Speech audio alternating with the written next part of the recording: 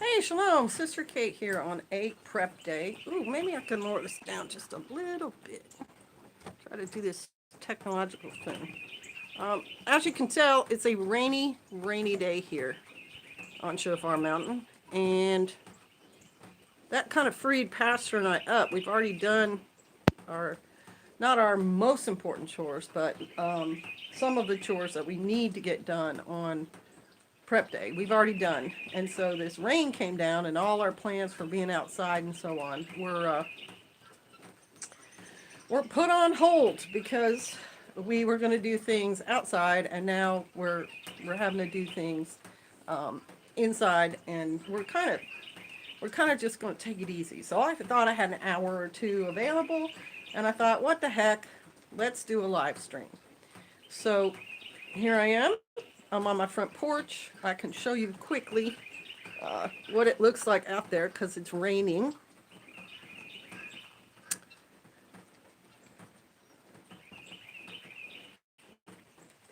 Whoa, I actually have my clothes on the line. Hey, Shalom from Central Virginia. What part, if you don't mind saying? If you don't want to say exactly, you don't have to. But I know a little bit about Virginia. I've been there. I went to college there. Traveled around, visited friends, been to Blacksburg and Williamsburg and all around. So Charlottesville. Um, Shalom, shalom, shalom. Anyway, what was I saying? Oh, so I have time. I have a time. Hey Harriet, shalom.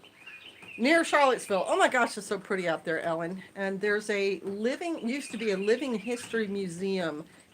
Kind of, I guess if you're there, I guess it would be kind of west of there, closer to Harrisonburg, off of 81 somewhere, south of where I was.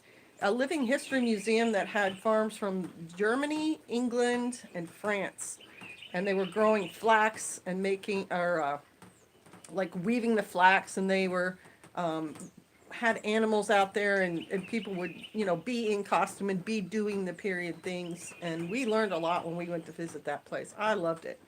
It's where I learned the concept of pickling wasn't just for cucumbers, because the British homestead had a crock sitting on the counter, and she had carrots pickling in there and vinegar, and I thought, oh wow, that's so neat. So as soon as I was done, I went to our house, and I immediately made up a brine and threw in like cauliflower and carrots and onions and stuff and stuck it in my fridge. Um, Shalom, shalom, everyone, as you join up. Hey. M4 Johnny, greetings saints, greetings brother. Hey, because it's a prep day, I wanted to know if anyone else is out there doing their preps for today, and if you are, what are you doing? I already have the Shabbat food cooked for our meal tomorrow. That's my biggest thing on prep day. And then there's cleaning. I've already washed dishes once, and I'll be washing dishes again. We've swept the floor. We've fed our animals. Pastor and I do not plan on going anywhere today. So our vehicles are here, but if we were to go out, we would get them filled with gas. What other things do we do on prep day? Well, I've got clothes out on the line. Like I said, when I wash clothes, I put them out on the line and I let the rain rinse them, and then I'll take them down later when they get dry. Also, if anyone has any questions, hey, big pot of potato soup that will feed us through Shabbat. Awesome. That's a great idea, Palmetto Paratrooper. And welcome aboard. And if you don't mind, if you have time, do a little bit of the old moderating. You're from Maryland. Wow. Okay. Maryland's really pretty. I remember going to the aquarium in the Maryland. And Baltimore, gorgeous. Mountain Maid. Revolting Woman. Hey, Sister Mariah, how are you? I saw your husband's video on planting potatoes. Did you guys get them in the ground? Is everything going okay there with those? I was a little jealous because, of course, we're not planting any. I thought I did make you one. Brother, maybe I didn't. Oh, yeah. Dang it. We talked about that. I've got to be on a computer to make you a moderator, and I'm doing this live stream from my phone. Well, maybe you can just warn me about people and then I can do a little thing with them. Um, okay, so prep day. Does everyone understand the concept? Does anyone have any questions about it? If you have any questions, feel free to ask them or anything about Torah. Also, we can get into the wild edibles because I did do a video on that this morning and they are starting to pop. They are all over the place. And most of them are really good for you and have lots of nutrition. Shalom, Philip. I'm sure he'll be relieved once I can help in the garden. Oh, yeah, that's right. So you're due, right? Am I even supposed to talk about that? Are you imminently going to bring forth another little revolting person?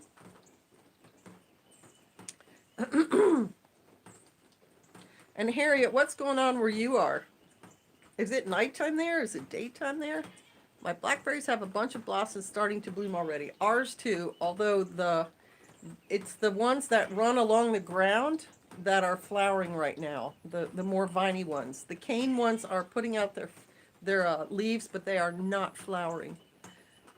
4 weeks. 4 weeks till you're due. Oh my goodness. Bless you. I hope you have a wonderful delivery. I'm really excited for you, Mariah. So one of the weeds that I picked this morning is called Curly Dock, the revolting baby. Yeah, well, what else are you going to call it? I can actually go get one if you guys want to see it. It's got the wavy leaves, and it's pretty much everywhere. It's 8:41 p.m. Okay, so you're about 8 hours difference from us. So you should, Harriet, you're probably not at work right now, right? You're probably like on a break and at home and relaxing and doing whatever. Um,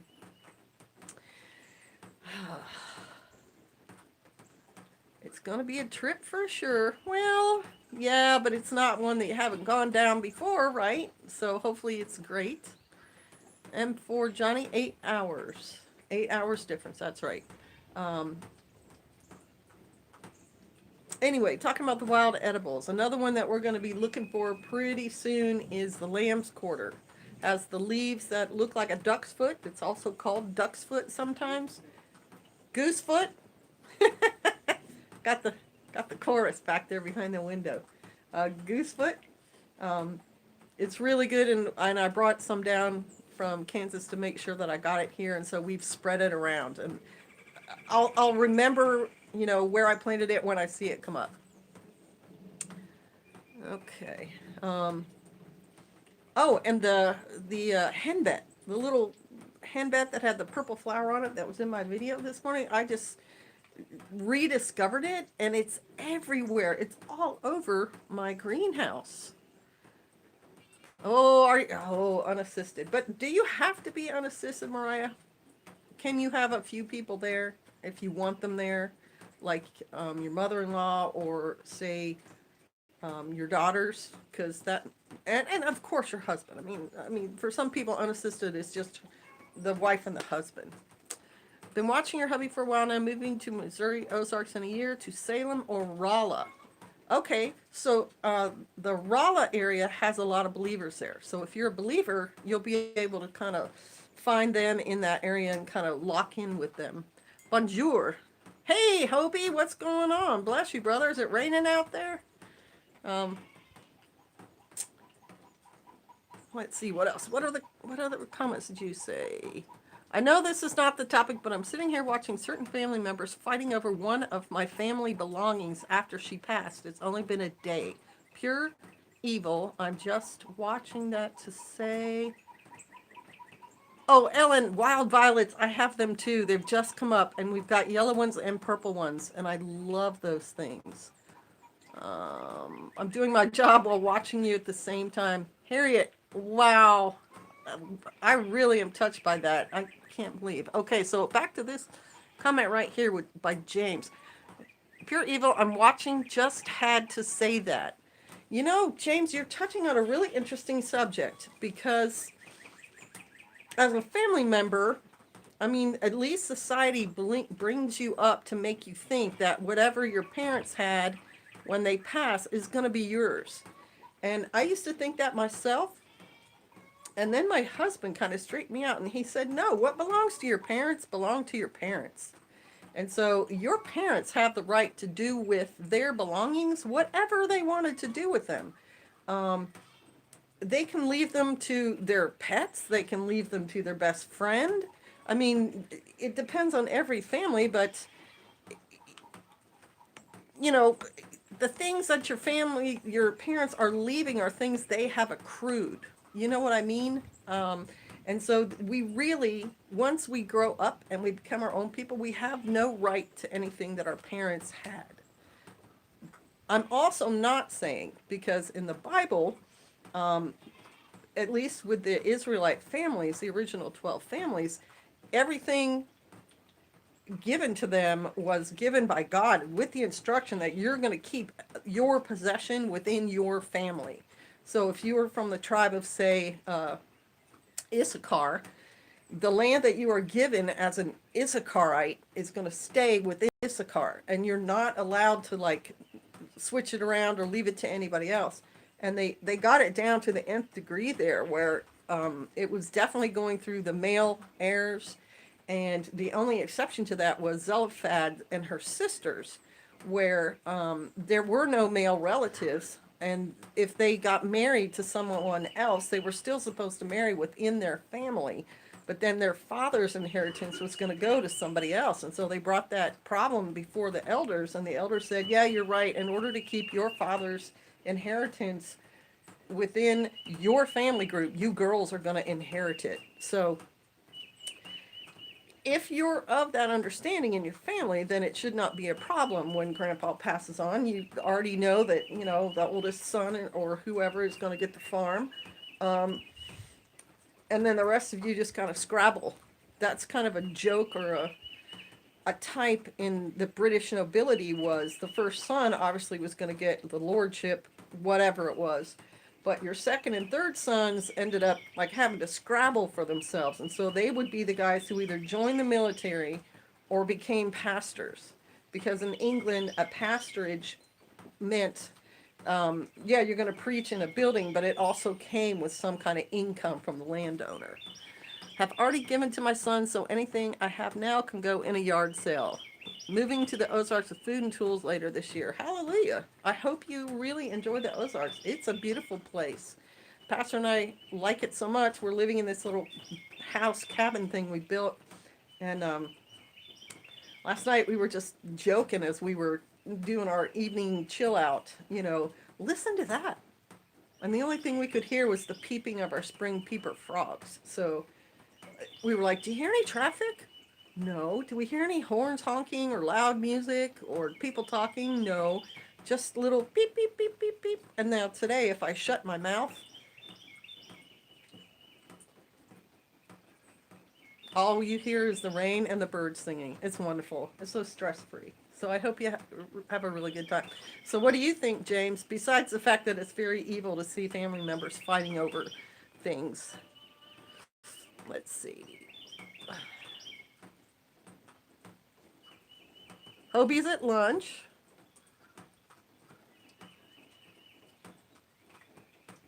Okay, and Ellen, you love chickweed. Have you made a salve of it? Because I have not made a salve of chickweed yet. And now that I've discovered it's everywhere in my greenhouse, I've got to go out there and get some. Someone did give me chickweed salve, so I know it's a thing. I just need the experience. I need to go out there and pick it. And I imagine I'm just going to crush it and then mix it with something like coconut oil. What are you having for lunch, Mr. Hobie? Pastor and I had salad. What else was I going to talk about? All right, we talked about lamb's quarter. But I have out of plantain. Okay, so plantain is a broad-leafed plant with lines going through the leaf. It's real definitive, and again, it's everywhere. And it's Sister Donna has constantly have to remind me when I say, oh, I got like a little bug bite or a little scratch or something. Did you put plantain on it? Did you put plantain on it? And I'm always forgetting. I have plenty. I brought it here on purpose. Again, from our place in Kansas, I brought plantain, and it is everywhere, and I still haven't used it. It's ridiculous. And the way I understand it is you take that plantain and crush it up, and again, you can rub it on whatever little boo-boo you have, or again, mix it into a salve. That's another thing I might be able to do this year, though, because we are doing the Shemitah, and so we will have more time each day to do things like that. I think the other goods should have chance to buy out the others. The oldest wants us. I think that's probably a good idea. Let's see, back here. Buy out the others. The oldest wants to sell for money. The farmer's supposed to stay in the family. I think the other one should. I think there's nothing wrong with that, James. You all buying each other out. I've heard of that happening before. Just the leaves, Hobie 909. Just the leaves for the plantain? I think so. It's just the leaves for that. The chickweed, probably the same. The henbit was definitely the leaves, not the roots. Another wild edible that you all will have in your yard is dandelion. And dandelion is one of those that you can use the whole plant. We have some dandelion with flowers on it right around the corner, and my grandmother picked those things, put them in a batter, and fried them up for me, and they were absolutely delicious. So you can eat the flower, you can eat the leaves, and for dandelion, the leaves will be more tender and flavorful if you pick dandelion that's in the shade than if it's out in the broad daylight. And then the root of dandelion you can pick and roast, and then you can like grind it up, and it's a coffee substitute. It won't have any caffeine, but it'll have a bitter, dark brew that you can drink. So dandelion is one of those number one weeds that we have in America that people spray and pull out and do all sorts of things to. And what we ought to be doing is just munching down on that stuff, free for nothing. Do I have watercress yet? Interesting question. I actually tried to grow watercress here, not by our ponds, but by our creek, because the way I understood it was watercress liked to be near running water. And I planted it a couple of times, but it did not stay. Like, I think we get spring rains. If you haven't seen our videos on flooding here, you should go back and just put in there flood in the search and look at some of the flooding we've had here on Shofar Mountain. I think that watercress just got washed on downstream. But it is a good idea for me to try it again here by the pond. And if they don't sell it locally, I can order it off the net. Honey locusts have seed pods with a bean that makes for tasty coffee. Hey, that's a really good point, Palmetto. And we do have honey locusts, and I know what those pods look like. And the inside of them is kind of sweet too. I think you can make like a drink out of that. Flowing cold water to grow. So John West, yeah, I planted it down by our creek, which is flowing cold water. But I wonder if it's too flowy sometimes. Thanks for the idea of bringing plants with me to plant. I have ample to choose from. PJ and TJ evaluated my property. PJ and TJ evaluated your property?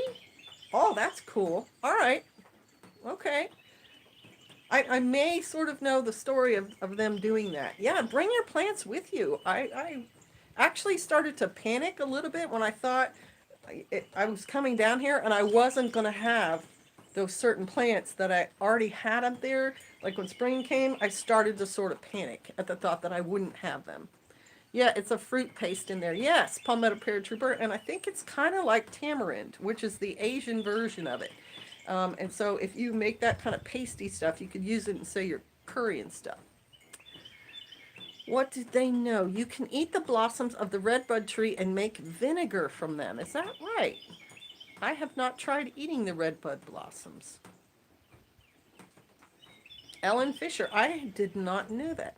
I make my own vinegar all the time from apple peels, and just the apple peel, a little bit of a vinegar mother, water, and a little sugar. So how would you make the vinegar from the red bud blossom? Would you do the same thing? Would you put the blossom in water and then just put a little sugar and some other in it?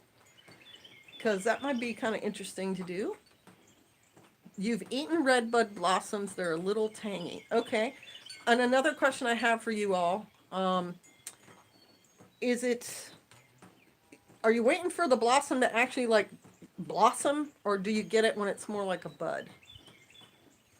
Another plant that I saw, Archie Homesteader. He's in my area. Archie Homesteader did a pretty good video on the passion fruit vine, which grows native all over the country. Like we have a version here.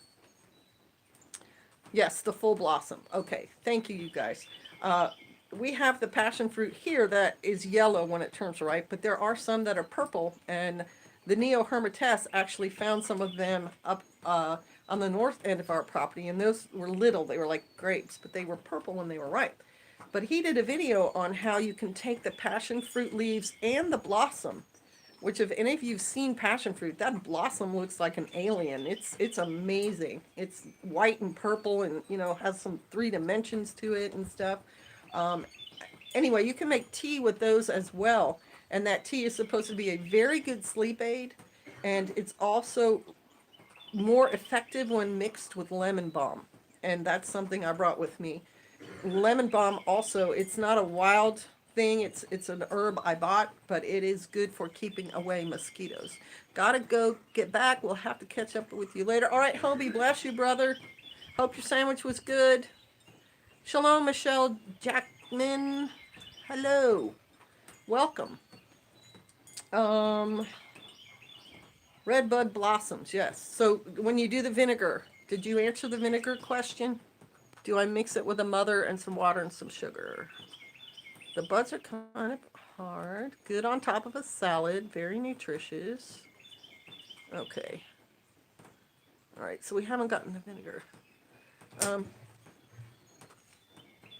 Does anybody else make their own vinegar? Because if you're not... the thing needs to get out of the way. Any special grass in northwest Arkansas? What do you mean by special grass? Do you mean... like I just found about a grass here, very primitive, something that corn was supposedly developed from. Little barley was the name of one, and then the other one was something like spring grass or maygrass, and it has a little teeny head with little teeny seeds on it, and I haven't researched it enough. You make vinegar, but only by accident. A mead failure. You know what, though? I think that's how vinegar probably got discovered, is people having juice sitting around and vinegar from coconut. Absolutely. You can make vinegar from rice, too. You can just see something like that sitting around with a little sugar in it and the vinegar developing and people saying, well, it doesn't taste like what I thought it was going to taste like, but it seems like it's doing something good, like I'm washing something with it and it seems to be working. Vinegar is amazing. And you can make so many different flavors, too. I can dare my kids to eat the dandelion instead of making a wish blowing it all off. Right. Yes, Stephanie, but you want to get that dandelion flower before it turns into the puffy ball. You can't cook that. You can only cook the yellow flower or then take the leaves. So if it's already puffy like that, go ahead and let them blow that. But then pick some of the leaves and have them in your salad. Yeah, Palmetto and I are saying the same thing there. Anybody else doing any prepping? We know Harriet's working. We know Hobie had to get back. Can't do my solar cooking today. Not going to work for me because, again, of the weather. Anybody have any questions about that, about prep day? Does anyone have any other questions about wild edibles? Because we can discuss more of them. And if you guys are willing to wait a second, I could run out and pick a couple. Clover. Clover. I know you've got clover in your yard. You're on lunch. Good timing. Yeah, and you know, it's been a while since Pastor saw you on Monday evenings, too. Hopefully, we'll be able to make that happen again. I just finished my lunch. That's why I was able to kind of just sit down for a few minutes. I don't intend to have the live stream all afternoon long, but I did want to fill up some of the afternoon hours with something useful, and I think this is useful. Please let us see them. Okay, if you guys can wait for just like 2 or 3 minutes, I will zip out there and I will get some of them. Can you mail me some sumac I can transplant? Surely you can find some sumac closer to you. All right, I'll be right back. All right. Oh, man.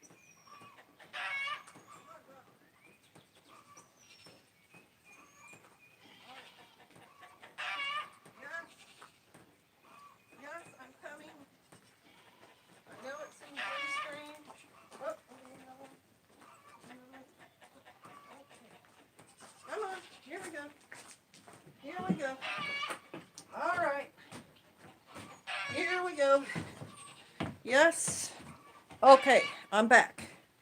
Whew.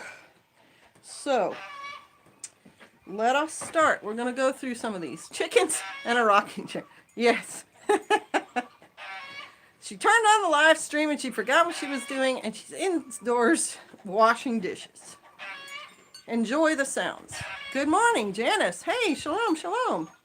All right, so our very first one is the chickweed. Can you see this little guy? He's kind of got fuzzy leaves. Compared to my hand, look at the size of it. It's a short, stubby little plant. And it will have some kind of small white flower when it blossoms. So this is the chickweed. Give you a good look at that guy. You crush that up. Christy's like, oh, I have that. I know. It's been on my land for 7 years, and I just figured out what it was this year. And it's everywhere. It's everywhere. Okay. John, I probably know about that guy. I was hooked into this nature lady who does a lot of classes on, oh, what do you call it? Sauerkraut type foods. And he does do a natural plant walk. And there's also a really good field guide for this area that has tons and tons of the local plants in it. And I own that. Okay, so here's the second one. This is narrow leaf plantain. All right, so I'm going to get it up close. That's narrow leaf plantain. Can you see the ribbing in the leaf? This thing is really low to the ground too when you see it. But that leaf is very definitive, and plantain and chickweed are both one of those things you can use on little boo-boos. And then there's also a broadleaf variety. Oh, Matt, you're talking about Matt. Okay. All right. Yeah, the other guy I don't think is Matt. Matt's a different guy. Anyway, there you go. There is your narrow leaf plantain. All right. We're on to number 3. Yes, we do know that guy. This is plant number 3. This is the plantain dried up my granddaughter's poison ivy rash. That is really good to know because I have not used the plantain for much and I've had it forever. All right, that is the curly dock. It's not a great example of it, but the way you know curly dock is the edge of the leaf is very wavy and the leaves, shalom, D-neck, shalom. The leaves are really long. Like these are new, so this is a very short leaf. There are curly dock leaves this long. The plant itself can be 2 feet high if it's in a really rich area, and it'll be multi-leaved. It'll be all spread out. But again, the leaves are curly along the edge like that. And it'll have the same kind of tip. They're just not that big on shofar yet. And curly dock is really good. It's like kale or spinach. It's really good. You can have it sauteed or you can have it on your salad. And it's full of vitamins and nutrition. And the plant itself grows a seed head that you can then harvest, dry, and use as flour. So, Doug and Tracy fermented foods. Yes, this is a local lady to our area, and she does a lot of fermented foods. And she also has a guy who comes and does a plant walk for her, but I don't think it's Matt. I think it's somebody else. Yeah, that's what I'm thinking. And fermented foods are good for you. She swears by it. She said it healed her mother's gut issues. All right, so now we're on to number 4. This is henbit. What does the chickweed taste like? I don't know. I don't know that you're supposed to eat the chickweed. All I know is that you make a salve out of it. So I haven't tasted the chickweed. But have to let my phone charge later, y'all. Later, Palmetto. This henbit right here, this little guy we have tasted, and it and the lamb's quarter and the curly dock all kind of taste like grass. They kind of taste lettucey and they kind of taste like grass. So when I said you make a salad, I mean, it's just become some of the other flavors, just like the dandelion. The dandelion's, kind of bitterish, but you throw a little olive oil and garlic or olive oil and vinegar mix on there and it tastes like salad, right? So the henbit has these little, like the leaves are little, reminds me of Horton Hears a Who kind of things on them. and then the purple flowers. And this is the one that's the diaphoretic. This will open up your blood vessels. I'm not going to swear by it yet that it'll lower your blood pressure, but if it is a diaphoretic, it should. Like if you keep using it, it's going to have... Oh, do you all have sorrel? D-neck, yes I do. Sorrel looks like clover. I don't have any where I can just zip out and get it right now, but we do have it here often. The only difference is clover will have like more than one color green in the little leaf, and sorrel will be just sort of a translucent light green. And sorrel tastes like lemon. It's really good. So that's the henbet. It's the diaphoretic. You can eat it. You can make tea out of it and everything. And really good for you. And it's everywhere on our property. Hey, Spaz Mama, shalom. Welcome. I grew up poor. I went off blood pressure meds, so that's good to know. KKRN, shalom. Hey, how are you, KK? I grew up poor. That's why I know some of the plants I can eat. John West, I grew up poor too. Now, I can't say that I stayed poor my whole life, but I didn't ever lose the desire to know about these plants because I don't want to be dependent on a store. I mean, we're constantly reading about how lettuce is making people sick, or, you know, they're eating, I don't even know, eggs, and the eggs are making them sick, and it's across many states, and people are hospitalized. And I wanted to know some foods that I could eat if I didn't want to go to the store, or if I couldn't afford to go to the store, or I'm just walking around my own property wherever I am. I want to know if I can eat something in my yard, and by golly, you can eat so many things in your yard. All right, so this last one, I don't know what it is, but somebody mentioned self-heal. They said it looked like it in one of my videos, and so I saw this one. This one and the henbet look a lot alike, but the leaves are different. And it looks kind of like a mint family derivative. Doesn't really smell like anything, but if anyone knows what self-heal is, can you tell me if this guy is it? And if not, I'll end up Googling it, but it would be nice if someone out there already knew. And then you guys know what the clover looks like. You know what clover looks like, and it grows a little white flower, or it grows a purple flower, and you can take those flowers and dry them and make tea out of them. And my son swears by the clover and nettle, stinging nettle leaves, dried tea is great for hangovers. He swears by it. I haven't had many hangovers, so I didn't have to put it to the test, but unfortunately he did. And so he said, you know, whenever he had one of those and I was around, he'd say, Mom, can you mix me up some of that nettle clover tea? Excuse me. So that's another plant that we all have in our yards that we can eat. The clover too, the leaves of the clover, you can just pick and put in your salad. You can also pick the wild violet flower and eat that. The purple flower clover makes the best tea. I bought seeds from the Mennonites. I've got to touch it just so I can have more tea. I liked the white flower tea too. It was actually pretty tasty. And I haven't searched as hard to go get the purple flowers, but I have seen them. I know what they look like. So if you're taking notes, you should have about 10 things in your notes now that you can eat. That we've shown you some of them. And I can show them to you again, or I can just go through these things with you. Dandelion, clover, plantain, lamb's quarter, henbet. We've got chickweed.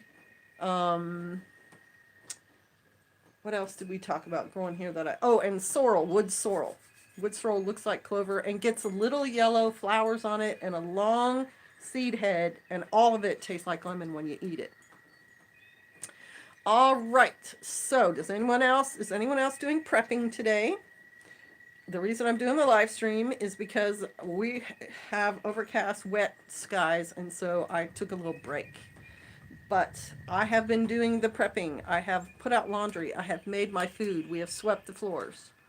Or does anyone have any questions? I made clover jelly last year. Oh, awesome. How did it taste? Oh, there's Bear Independent. Shalom. What are you doing, brother? You doing prepping? I have a prep question about oxygen absorbers. Okay, well, I happen to have an expert right here behind me who's piping up every once in a while. So throw out your question and we'll see if we can answer it. Are any of the mosses useful? Michael Harris, excellent question. Yes. So we had bigger goats here, dairy goats, and they got, yeah, someone's going to ask a question. Now he's got the window up. We had goats strip our orchard, our tree, one of our trees, strip the bark off. I think they call it ringing the tree. And if it's left the way it, if you don't notice it and you just leave that bark all the way around the tree off, it will kill the tree. The tree cannot recover. So I went online and I did a search. And what you do is, now this lady recommended peat moss, but I didn't know it was specifically going to be peat moss. So we have moss just growing around here. And she said you get moss, you put it all the way around the tree, you wrap saran wrap around the moss, and you like duct tape the saran wrap so that you have this kind of enclosure all the way around that part of the tree that has no bark on it. You put the moss in there, you put the saran wrap and then the tape, and you make sure that the moss when it's in there is wet. And you leave it there for a year. And if you are lucky, if you have caught it in time, the tree will heal itself. And okay, and we'll get to your question in just a minute, Spasmos Mama. It will heal itself. And I did that. That moss helped that plant heal. You could also use moss as a diaper or as a wound dressing to absorb fluids and things like that in a pinch if you needed to. Just like you can with mullein. That's another plant I have that I brought down here that's a weed, mullein. And I can run out and get a picture of that. All right, so let's answer Spaz Mama's question. Girdling. Yes, called girdling the tree also. Yeah, they called it ringing it or something. Can I reactivate oxygen absorbers that are older? I have some left over from my last packaging that have not deflated the packaging they are in. He doesn't know, but he doesn't think so. I think we tried to use old oxygen absorbers that we had put in a jar, and they just weren't as strong as brand new ones. T.A. Harvey, shalom. Okay. Anyone else have any questions about the wild edibles or another edible to throw out there? Good afternoon, Sergeant James. Shalom, brother. Growing and transplanting aloes today, they make a lot of babies. Good for lots. Yeah, we've tried aloe before, and it ends up being eaten by the goats or something. But yeah, aloe, they've just... Yeah, we do have yucca that made it. We have yucca out there. But the aloe is great for, burns, sunburns and things. Very, very healing. I should probably buy an aloe while we're, this year. But... next year? All right, I'll wait till next year. Plants that grow underwater. There's one called pennyroyal. It is something you plant near a pond. It is some kind of herb, and I think one of the side effects of pennyroyal is spontaneous abortion, which, a sensitive topic we're not going to get into, but I looked into plants I could plant around the water. Cattails also. I know you guys know what cattails are. You see them by the side of the road all the time. They have that stalk and then the brown fuzzy corn cob looking thing on the top. And supposedly the whole plant is edible at different times. An ideal site for an orchard to plant. Okay, so here's some things to look at for an orchard. You want sun. Those apples and pears and everything like that, they all want sun. 2, not too wet. It doesn't matter if it, gets some rain on it and then it dries up. But apple trees and stuff like that don't want to have wet roots all the time. And not near cedar or pine or anything, because pine and cedar needles and trees capture some sort of mold. I think it's called brown mold that will transfer to apple trees and fruit trees and kill them. Now, you can treat the trees, but you're going to have to be pretty diligent about it if you have pines nearby. And unfortunately for you, brother, you do. So as far away from your pines and your cedars as you can is going to be the smart thing for you. All right, let me zip through some of these comments. Oh, no, no, nowhere around here. I know, I know. You guys will just have to get you another little piece of property somewhere. Pastor says he knows a place you could plant some fruit trees. Bear. Okay, white clover. What part do you use for tea? Um, you use the white flower when it comes up and it looks before it, completely whatever. When it's a little white flower, you grab that guy and you dehydrate that guy. Um, I always put an extra two oxygen absorber in each bag just to make sure they work. You're not the only one. Other plants that grow underwater, we just talked about watercress. You have to have cold flowing water, but watercress is edible and delicious. We talked about cattails. We talked about pennyroyal. Willows will grow around water, and you can use the willow bark as a pain reliever. Um, let's see, what else grows? What's that illegal one? Water hyacinth?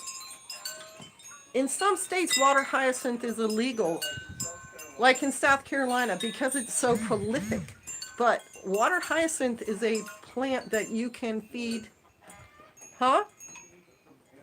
Yeah, you can use it for like feeding your goats and stuff. Um, right, and you don't want to have your water hyacinth going into your creek or something, because then it's just going to explode everywhere. If you're going to grow it, you want to keep it in a contained system. Also, duckweed. The little teeny light green plant with the little stalk that hangs down. If you grow that in water, you can eat that and you can feed that to your animals. Ozak, you need to chill out, buddy. You need to just take a chill pill. My dog whining over there. So that's at least, 5 plants we talked about for water? Pennyroyal, cattail, water hyacinth, duckweed, and watercress. How's that? That's not bad, huh? For on the fly. It's illegal in many southern states. Yes, we knew that. Someone had told us that. Hey, Linda. Shalom. Good to see you.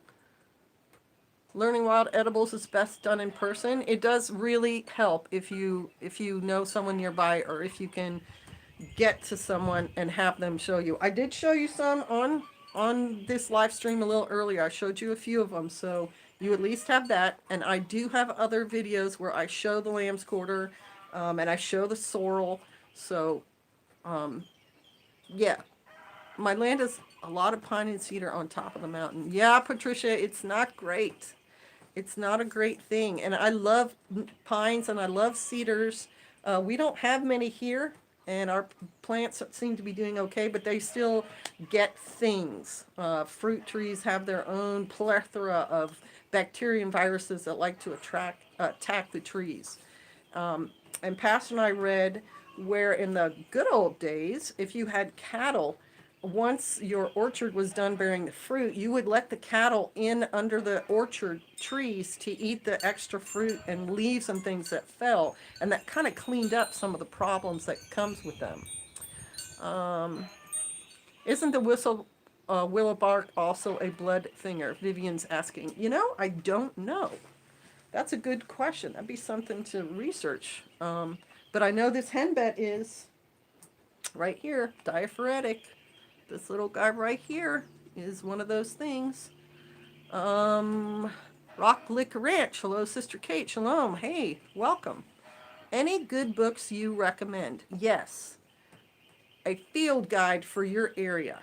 I'm sure there's more than one publisher who does them, but a field guide is specifically going to have pictures of plants in your area and uses for them.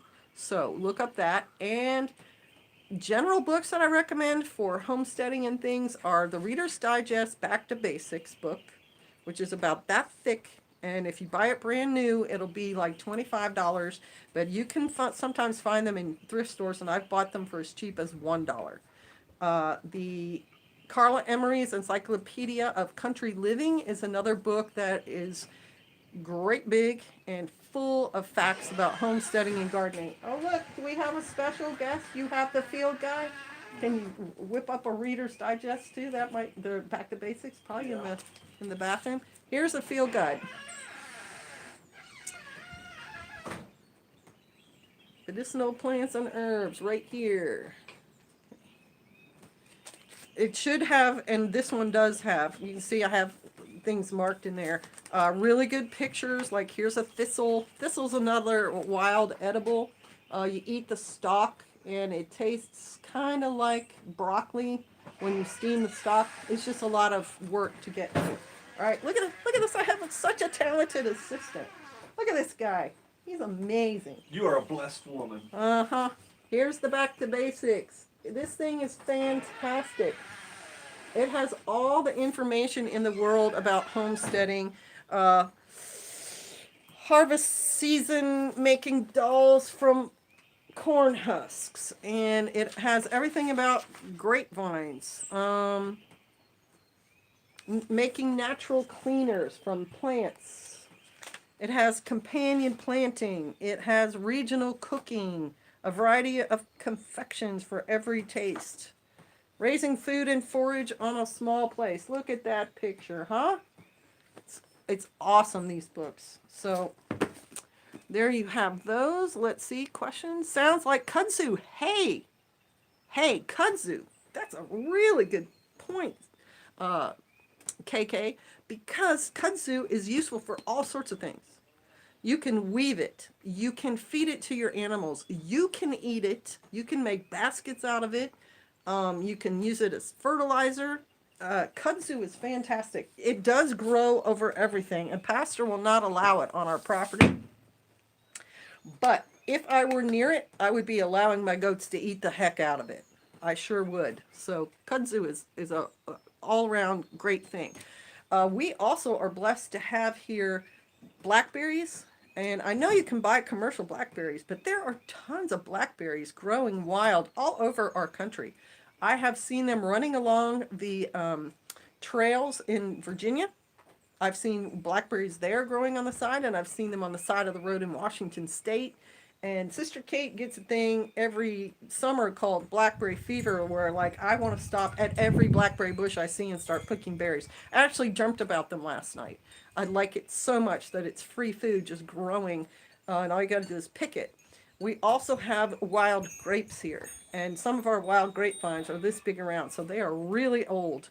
But wild grapes, you can't count on them, having fruit every year, because grapevines need tending. It's a very biblical concept that the Father prunes the things that he loves, and grapes really need to be pruned to make them as fruitful as they can be. And as you know, lots of Jesus' parables talk about the vineyard and the people in there keeping it, or the vine maker or vine owner's son and things like that. We have a lot of wild grapes, and then you can use those grapevines to make baskets with too. Kudzu will grow 3 feet per day. Come on now, if you have animals, would you rather have it doing that for you, or you have to go to TSC and buy you some food for them? You know what I mean? Yeah, kudzu is edible. I've heard we can eat. Bring your goats to Vicksburg, Mississippi. They could clean house on the side of the interstate. Right? If I was there, I would. Trust me, I'm that lady. I have taken my goats out to the side of the road when the side of the road had more grass than where I was keeping them, and a lot of times they don't want to. They don't immediately feel comfortable eating away from their home range. They're constantly checking to see if anything's going to get them while they're out there. But I've been that lady, taking my goats for a walk and letting them eat on the side of the road. Yeah, I mean, that's free food in my mind, just like weeds are free food for us. All right, let me see if there's any questions.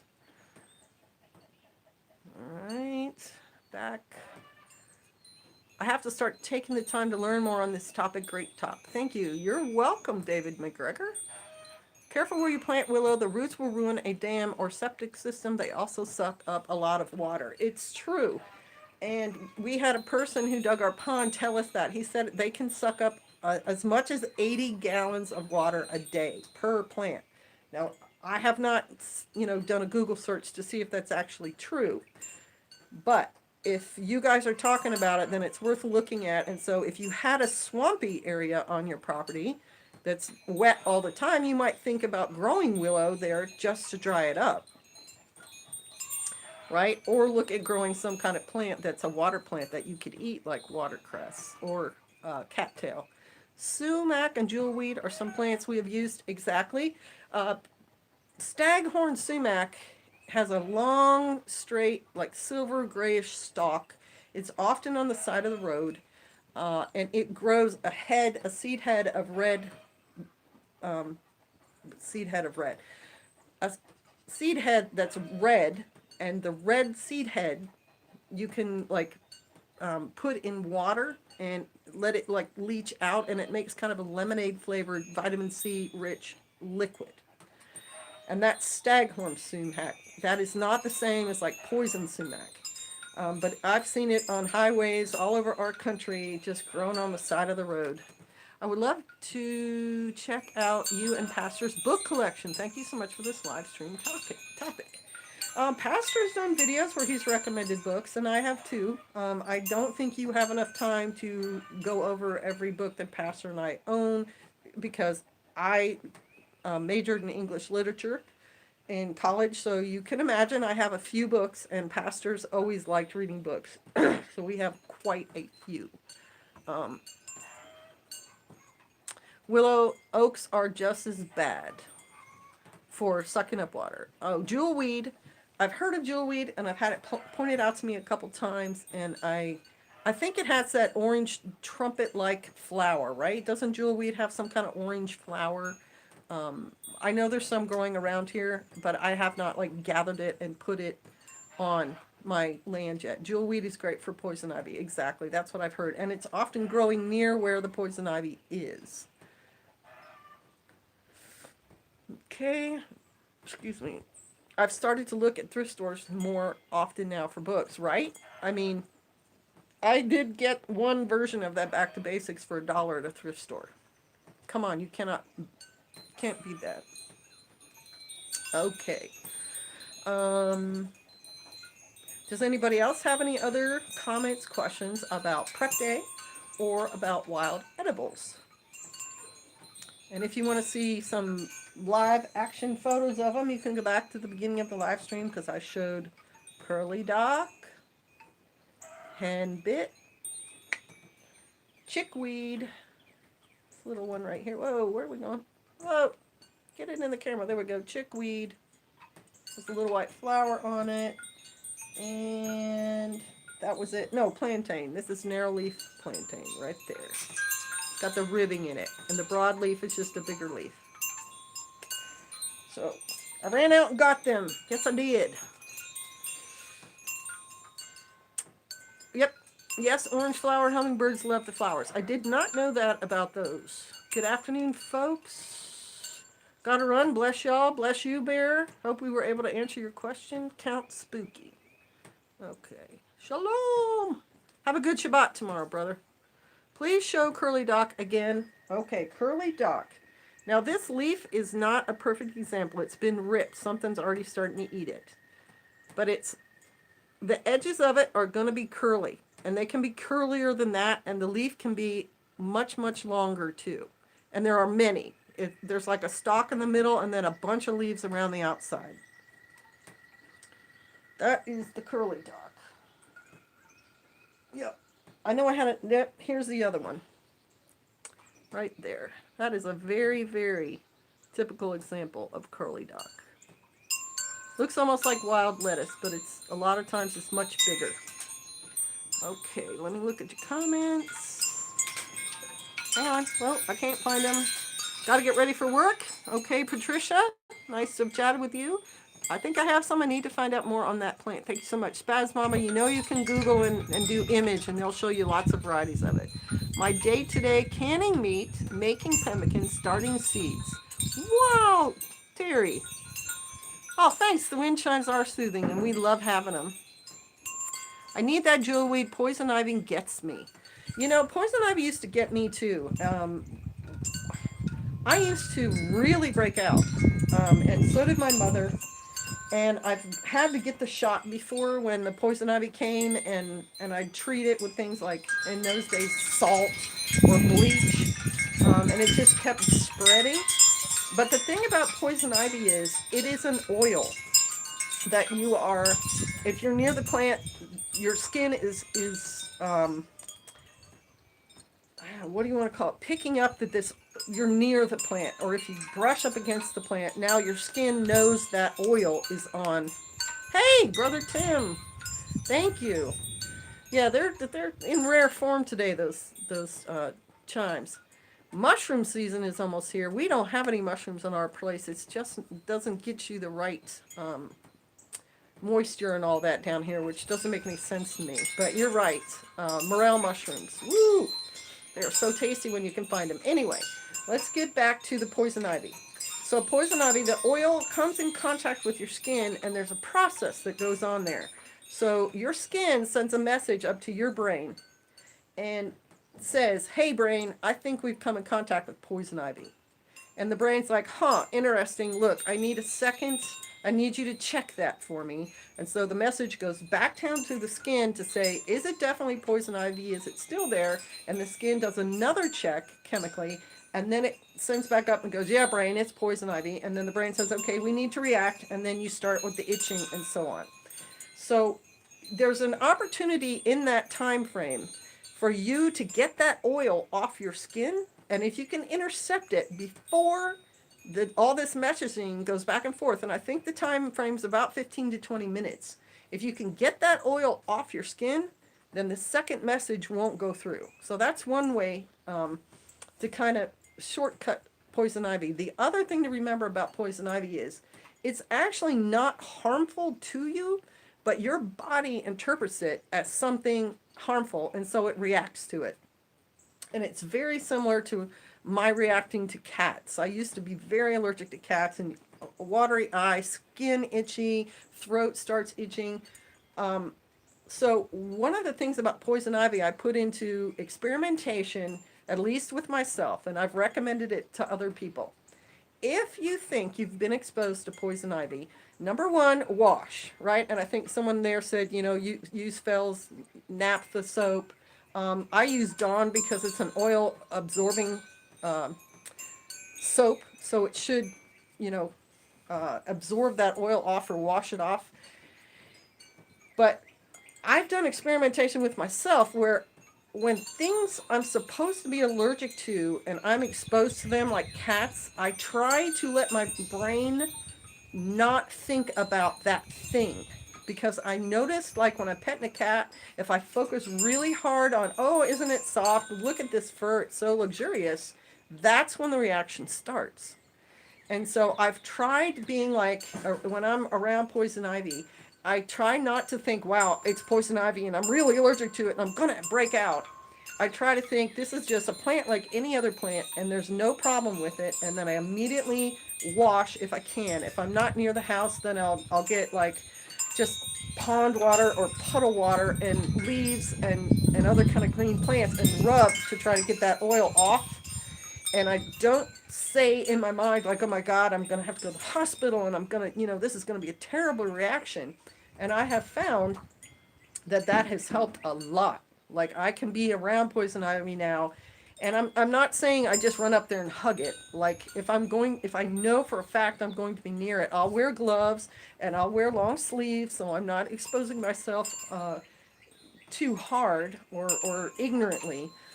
But I still will not think those thoughts about poison ivy like I'm going to react to it and it's going to be terrible and I need to get, the Benadryl and everything else.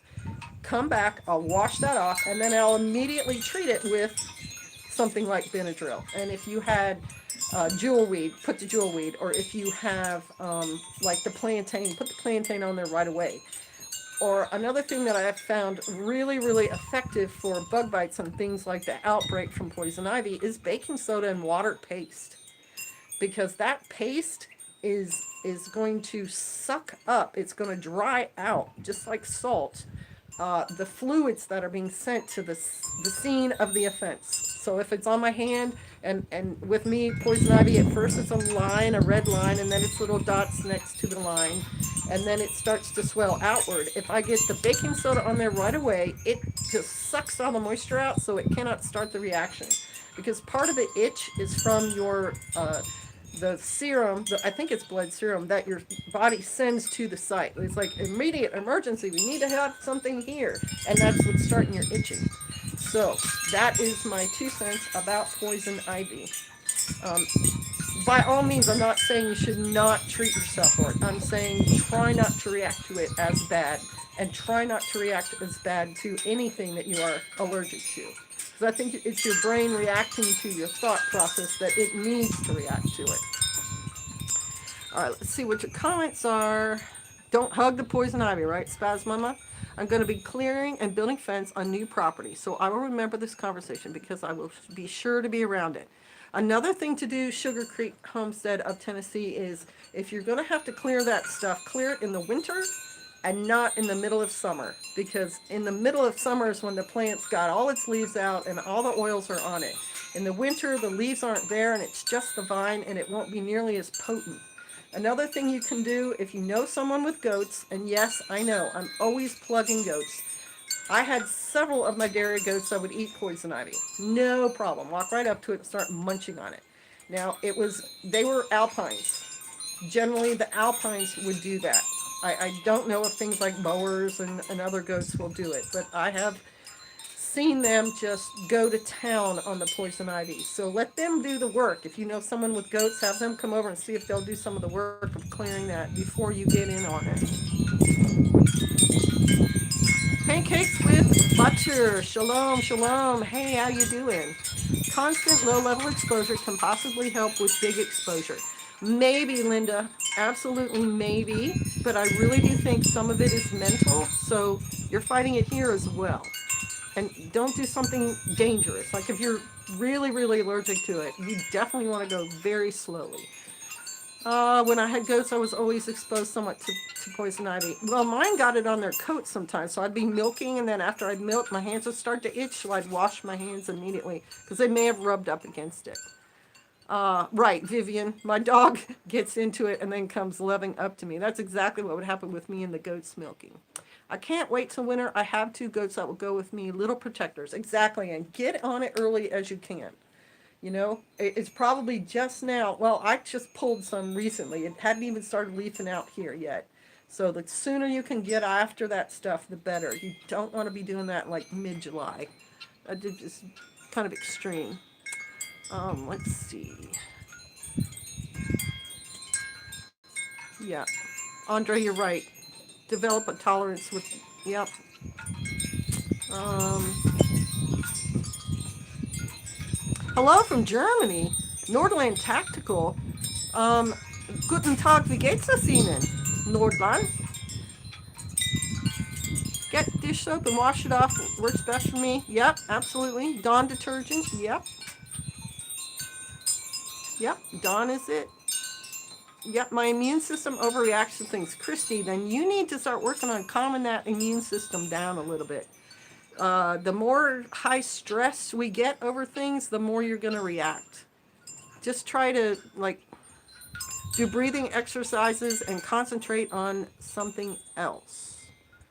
That's my suggestion. I'm not a doctor, but it has worked for me and my cat allergy. Okay, there was one other. Michael McLaughlin, shalom. Okay, all right, so we're all caught up there in the comments.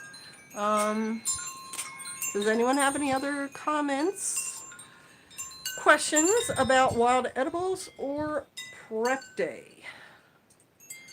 Because you got me online, and I'll be here probably for just a few more minutes. I find that if I'm online too long talking, I lose my voice.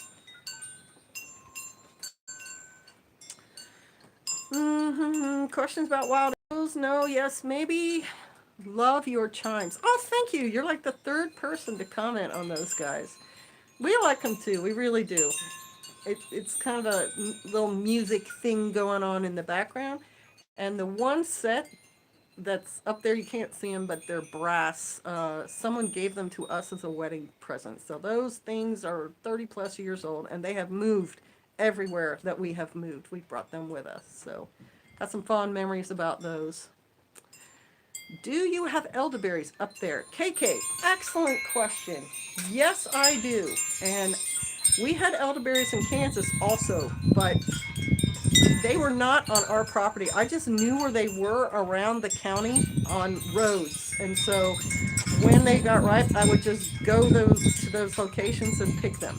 So when we were down here, we had a friend point out that we had a wild plum tree. Awesome. And then I noticed we had elderberries. And I don't think I've gotten to pick them the entire time we've been here. That's 7 years. I see them in flower. I notice the berries forming. No, that's not true. I did get to pick them 1 year. I noticed the berries forming, and because they are ripe at the time of year when everything else is ripe, if I'm not on them, like as soon as they're ripe, the birds take them. So this year, because it's, again, we're doing the Shimata, I was going to transplant them. I actually watched a YouTube video on transplanting, taking a cutting from the bush and transplanting them to another part of my yard. And then we're not doing any of that. We're not pruning or anything this year. So what I did is another sister here asked me if she could take some cuttings in February. And she did. And then she put them in, I think, water. And they rooted. And then she's going to plant them when she gets her property. So time to plant peas. It absolutely is. And don't you even worry about it, Spaz Mama. If I could be planting them, I'd already have them in the ground. You go, girl. My husband loves wild plum jelly. I only make jam. Um, I, I get jelly. I get where people don't like seeds or fruit in their toppings. But I love having part of the fruit in there with. So I always make jam. And we made wild plum jam here, I think once, maybe twice from our wild plums. And they are tough little guys. They're really small. And we also had to experiment when they were actually ripe because they go through about 4 colors. They're like this pink and then an orange and then a red and then a purple. Uh, and so we found the perfect, combo with sort of a reddish purple, half and half. And we made the jam and the skins were in it and they were kind of tough.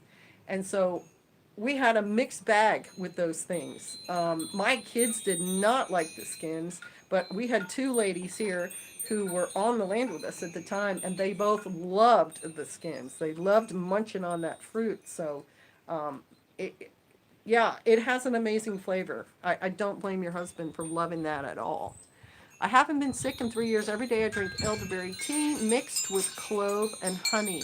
I love that stuff. Oh my gosh, that sounds delicious. And I do know elderberries are one of those fruits that they use as an antiviral. There's a cough medicine called Sambucol that is sold at Walmart. And you also can make an elderberry tincture with vodka and dried elderberries that is a flu fighter. If you think you have flu, not just a cold now, flu, you take like 2 tablespoons of that tincture 3 times a day or something. So, yeah, elderberries are awesome. And the other thing about elderberries I really like, I haven't made elderberry pie yet, but I have made elderberry jam. And elderberry jam, you don't have to have like Sure-Gel additive. You just boil the elderberries and put some vinegar in with them, and they will thicken on their own. And they have a very unique taste.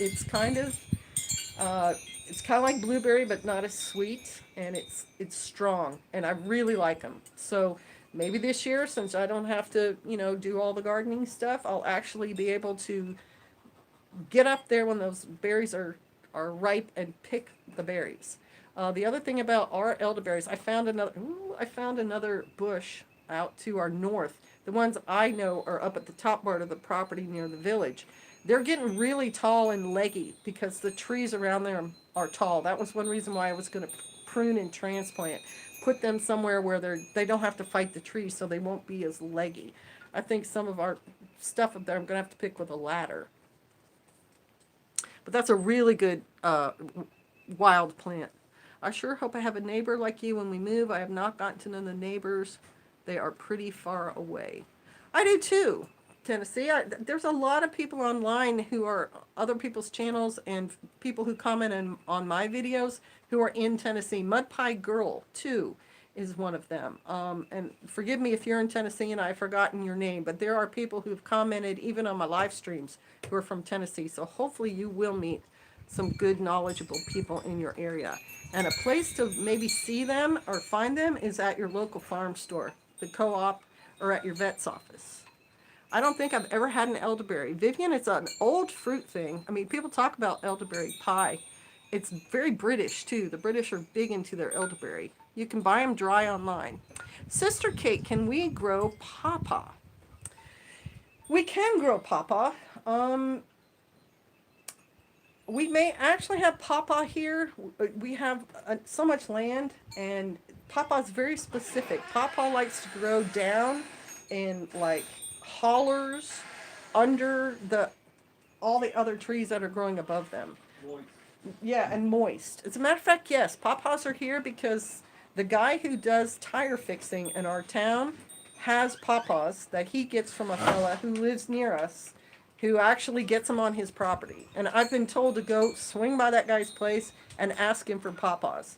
I tried to transplant the pawpaws. I did it according to what they told me, and I put them in very fertile soil, and nothing grew. So I did something wrong. But pawpaws taste like bananas. I think they are actually some sort of plant similar to a banana, and they are down in the low areas, the areas that are shaded. Elderberries are an old fruit. Well, you know what I mean. Like, if you read a book from the 1800s and stuff, they'll mention elderberry pie, and things like that.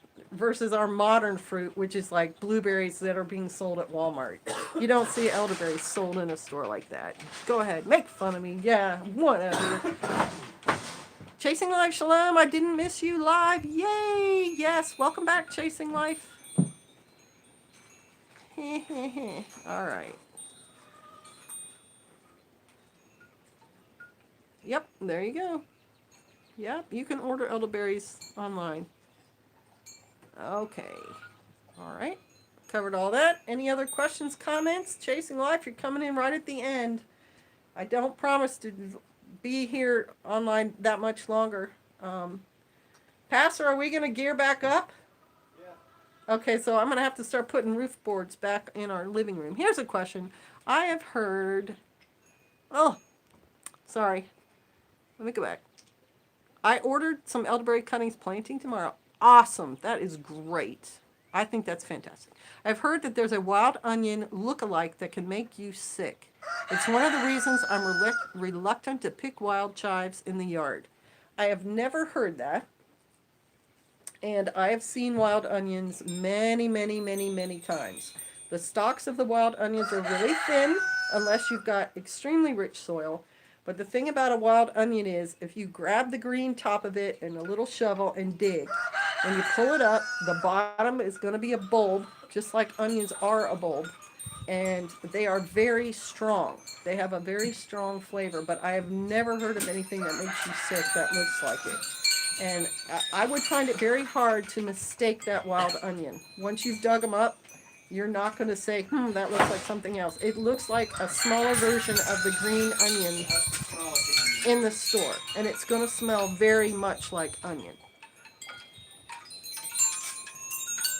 Replay. Yeah, Chasing Life, you're going to have to watch from the beginning.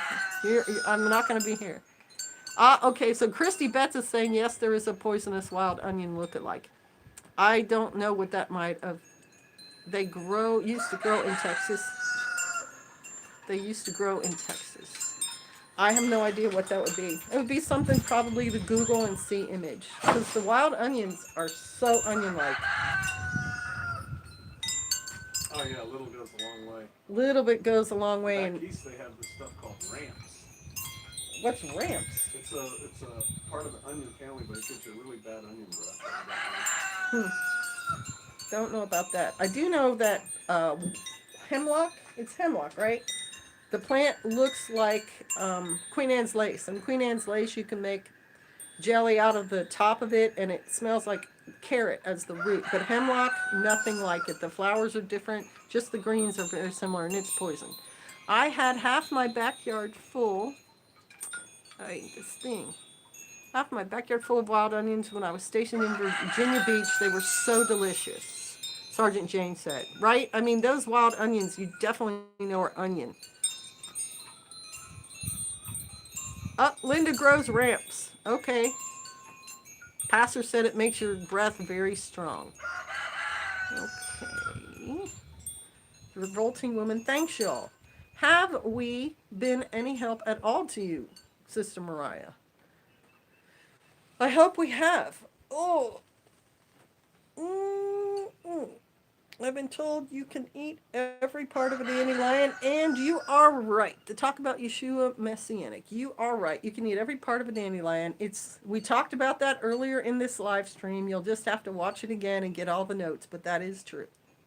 That's absolutely true. All right. Eat garlic with the onions so you don't notice the onions. There is wild garlic too. Our wild garlic grows down by our creek. And whereas the wild onion, the bulb is down under the ground, the wild garlic, the bulb is on top. And it is also very strong. And it's little. Every spring, I have wild onion soup every day for a week. Woo! That's a lot of onion soup.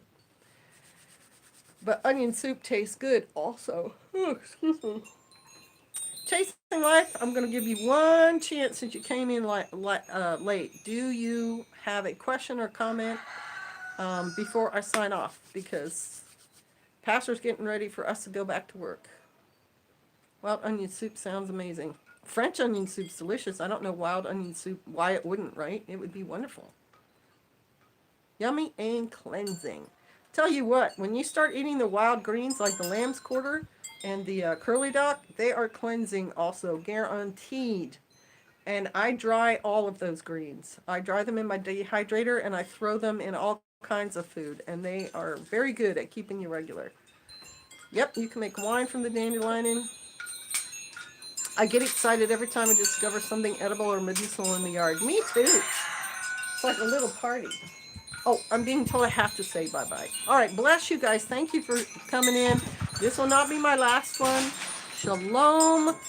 Shalom.